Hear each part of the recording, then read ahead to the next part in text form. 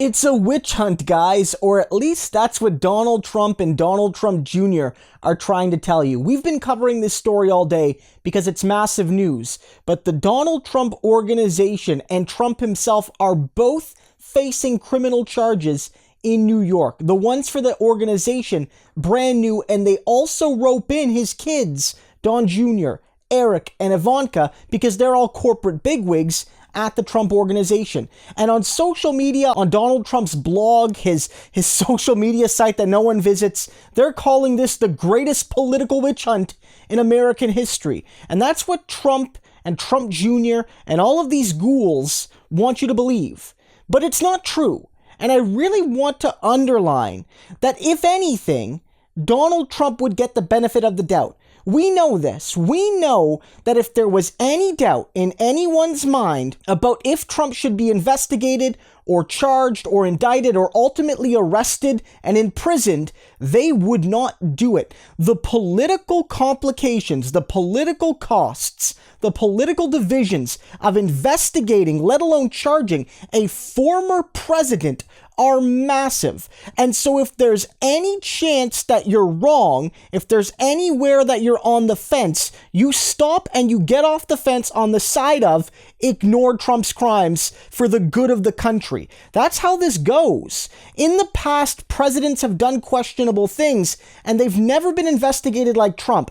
That doesn't mean that Trump is being witch hunted. That means that Trump has done something so bad that it can't be ignored. It's like what we talked about with Rudy Giuliani, where Rudy is saying that I'm being targeted for a witch hunt. And I said, Rudy, as a rich, white, well-connected lawyer, connected to the president, former mayor of New York, you were given the benefit of the doubt every step of the way. We know, you and I know, that if a rich white person does something illegal, they very rarely face the consequences in comparison to poor people, especially poor people of color, right? There's no benefit of the doubt for Breonna Taylor, but there's tons of benefit of the doubt for Trump and Trump Jr. and Giuliani and all these ghouls, right? And so Trump is not getting witch hunted.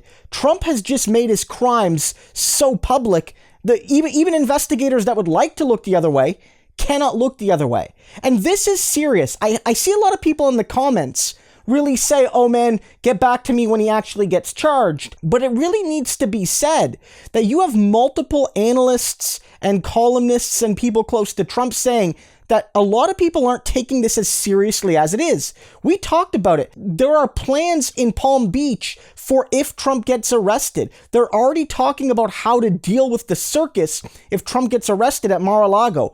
Columnists like Jonathan Chait are saying, even in well-educated, well-connected political circles, people don't get how close Trump is to going to jail. And Michael Cohen, someone who knows a lot about going to jail and knows a lot about Donald Trump, is now convinced that before the fall, you're going to see Trump formally indicted.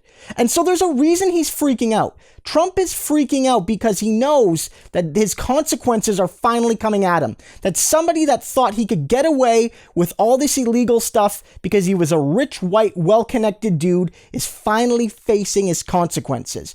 Don't listen to the political witch hunt discourse. Remember, unless Trump's crimes were so awful, they would be ignored because that's what happens to rich white billionaires normally.